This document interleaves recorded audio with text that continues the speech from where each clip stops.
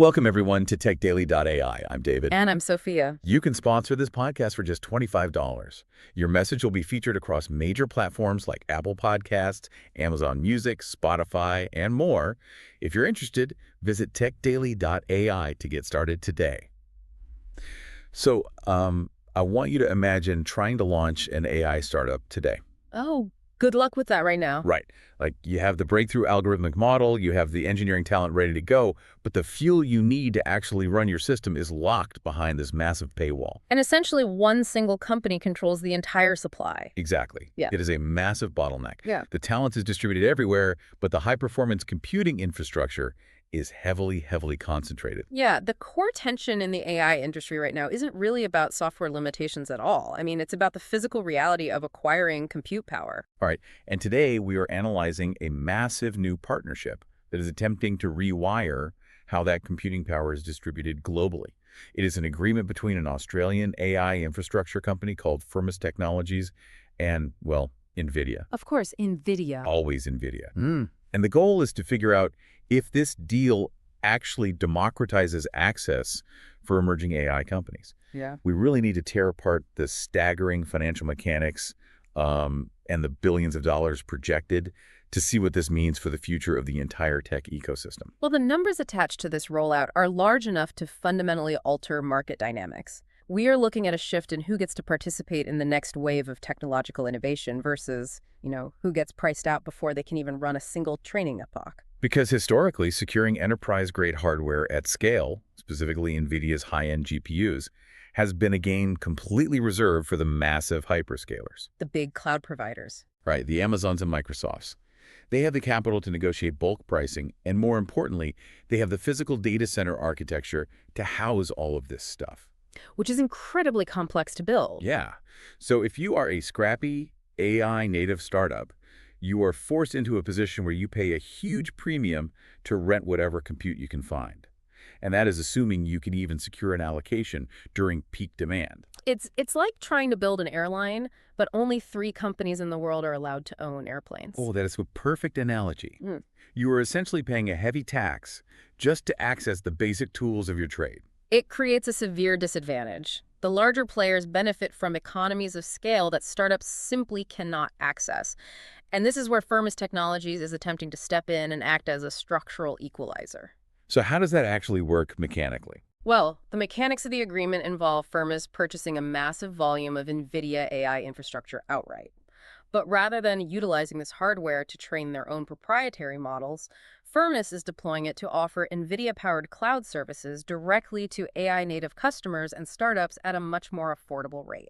Got it. So they are building a highly focused, purpose-built cloud environment. Exactly. And the stated objective, according to Firmus co-CEO Tim Rosenfield, is to, quote, close the gap between the cost benefits that the large guys have access to. He claims this is going to give the next wave a chance to compete with the big guys. It sounds great on paper, doesn't it? It does, but I have to play devil's advocate here for a second.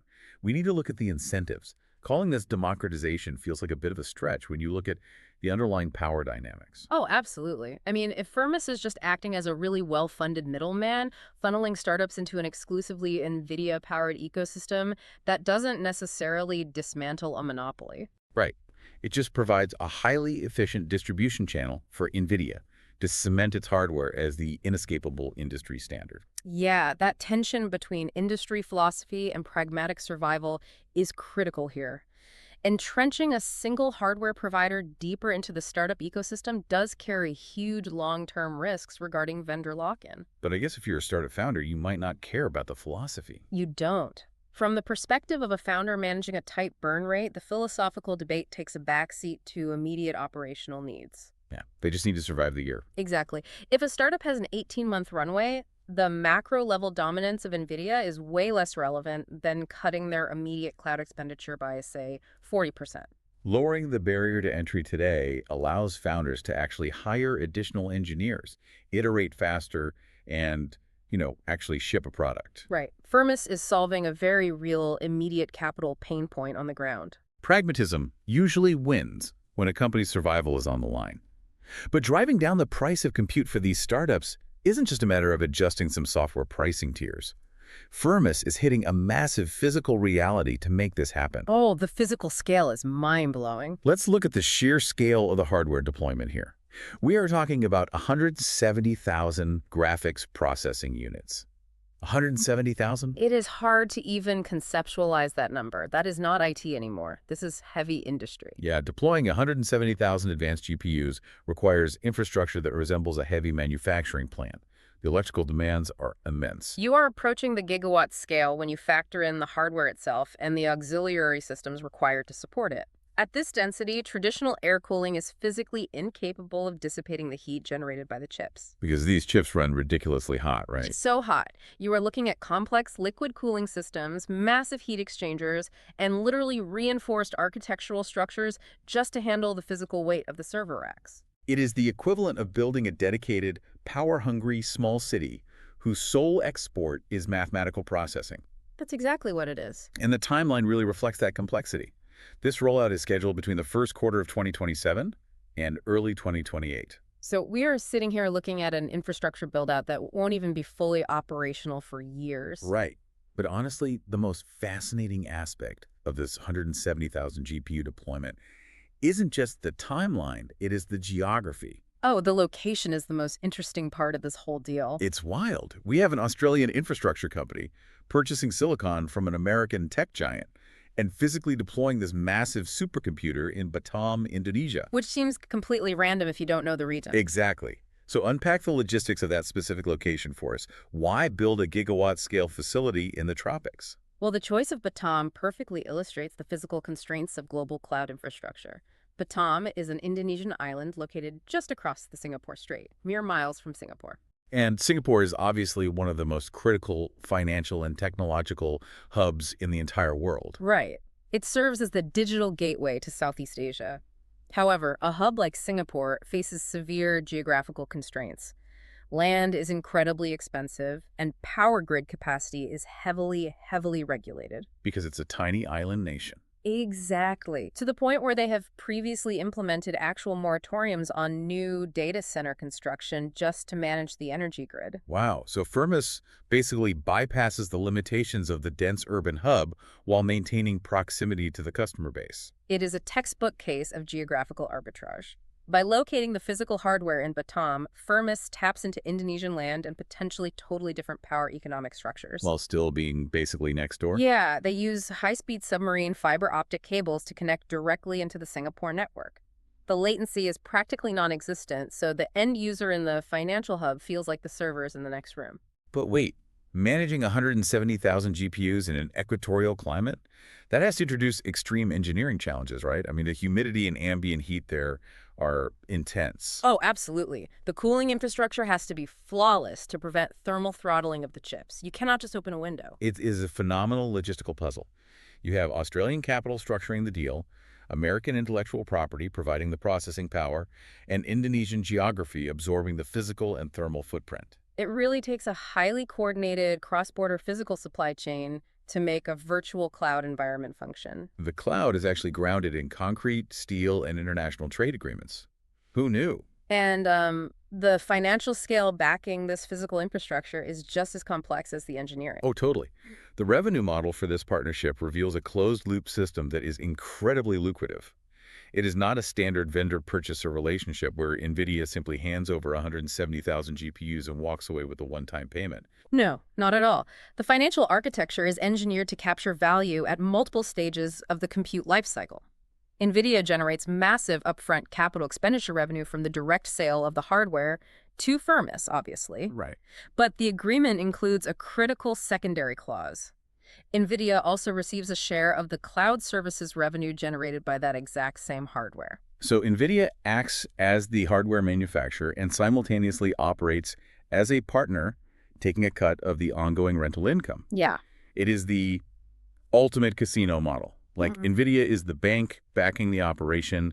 They sell the casino the tables, they sell them the cards, they charge rent for the building, and then they sit at the door and take a percentage of the rake on every single hand played by the startups. That is exactly what they are doing. The dual revenue stream is highly efficient. They capture the immediate product margin and secure a long-term, recurring operating expenditure revenue stream from the very hardware they just sold. It's genius.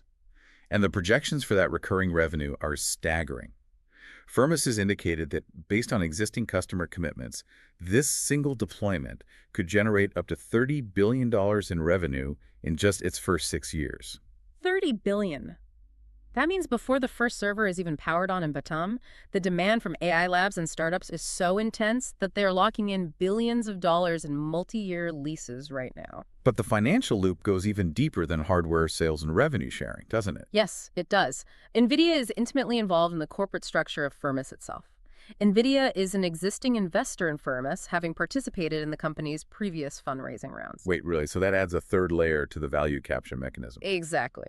Let's trace the flow of capital here. NVIDIA injects venture capital into Firmus. Okay. Firmus uses its pool of capital to purchase 170,000 GPUs directly from NVIDIA. Firmus then builds out the Indonesian infrastructure and generates cloud revenue from startups, funneling a percentage of that revenue right back to NVIDIA. And as this operation scales and hits that projected $30 billion mark, the overall corporate valuation of Firmus skyrockets, which means the equity stake NVIDIA holds also multiplies in value.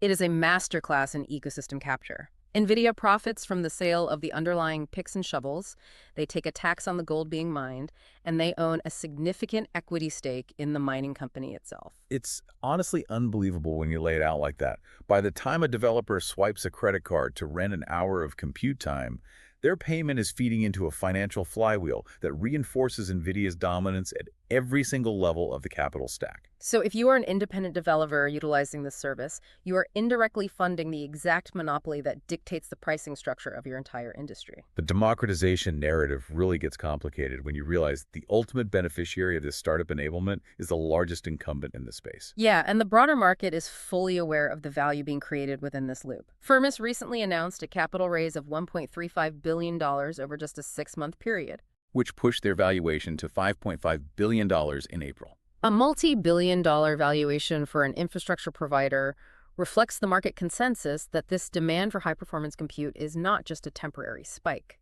It is a permanent structural shift in global technology requirements. And Firmus is reportedly already preparing for the next phase of capitalization. They have appointed investment banks to prepare for a potential initial public offering. Taking an entity with a $5.5 billion valuation backed by NVIDIA with $30 billion in projected revenue and offering it to the public markets, that is going to inject an entirely new wave of capital into this specific ecosystem. An IPO gives them the liquidity to acquire more land, build more data centers, purchase even more NVIDIA hardware, and just accelerate the entire cycle. The scale of the capital deployment required to remain competitive in the AI infrastructure space is filtering out smaller operators rapidly. Yeah, you cannot bootstrap a 170,000 GPU data center in Southeast Asia in your garage. Definitely not. The financial and logistical barriers to entry are creating a highly consolidated tier of super providers. So, we have tracked the evolution of this challenge from the perspective of a single startup founder trying to afford processing power, all the way up to a sprawling, multi-billion-dollar international deployment. It's quite a journey. It really is. Firmus is attempting to arm the Davids of the tech world to fight the Goliaths by stepping in to solve the immediate accessibility problem. They're building a gigawatt-scale facility in Indonesia, creating a bridge for the smaller players to access essential compute. But the underlying financial mechanics, the hardware sales, the revenue sharing, the venture capital cross-pollination, they all suggest that while the startups get the fuel they need to operate today, the ultimate architect of the game is capturing the vast majority of the economic upside. NVIDIA wins again? NVIDIA always wins, but the infrastructure is being laid down to support the next generation of applications, and the efficiency of that deployment is remarkable. But I do want to leave you with one final thought here. Okay, what is it? As the physical constraints of acquiring hardware begin to ease through partnerships like this one, it forces a massive shift in how companies will compete. Right, because right now the fight is just to get the chips. Exactly. But if Firmus successfully brings this massive Batam facility online, and affordable high-performance computing becomes highly accessible to any developer with an internet connection, the nature of the AI race fundamentally changes. Oh, I see where you're going with this. Yeah, if the cost of compute power is no longer the ultimate barrier to entry, and everyone suddenly has access to the exact same high-tier processing infrastructure, then the hardware moat evaporates. What becomes the new bottleneck? That is a great question. Right. When everyone has the exact same rocket fuel, how will the next great AI startup actually prove they are better than the rest? It will likely depend entirely on proprietary data advantages, the efficiency of their specific algorithms, or just their ability to capture user distribution before the market floods with identical capabilities. That is a pivotal question for the next phase of the industry. When everyone has unimpeded access to the fuel, the outcome depends entirely on who has the engineering talent to build the most efficient engine. Thank you for joining us today. Keep analyzing the structures beneath the surface of the tech world, and we will see you next.